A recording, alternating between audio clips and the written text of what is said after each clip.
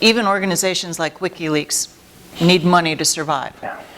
And one of the reactions wasn't so much the governments trying to shut them down, but the vehicles by which they got their funding have tried to shut them down. PayPal, Amazon, Visa, all of these folks have basically said, we don't want to have anything to do with you. And my understanding is that WikiLeaks has been suffering because of that.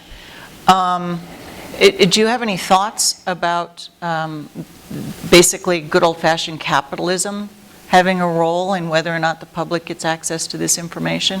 Well, there's one capitalist organization, the New York Times, which I'm very fond of, and I hope they can make a whole lot more money in some way.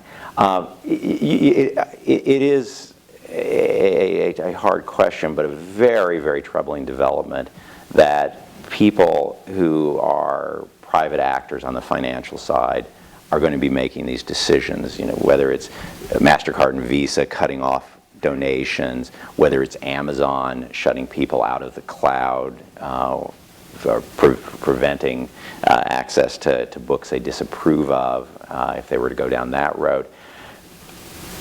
Unfortunately, it's at this point, it's legal for them to do that. I mean, it appears, absent some restraint on trade concerns which haven't surfaced, for them to make that decision. And I think that puts a great deal of power in the hands of people who, while they probably have cash registers for brains, and as Russell Baker once said,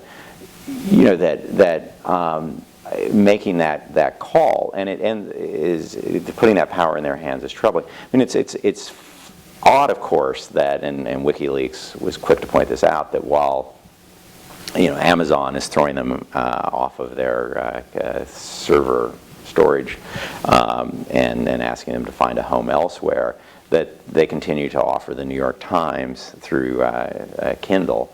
How do they justify the difference between those two things? Both were publishing these documents.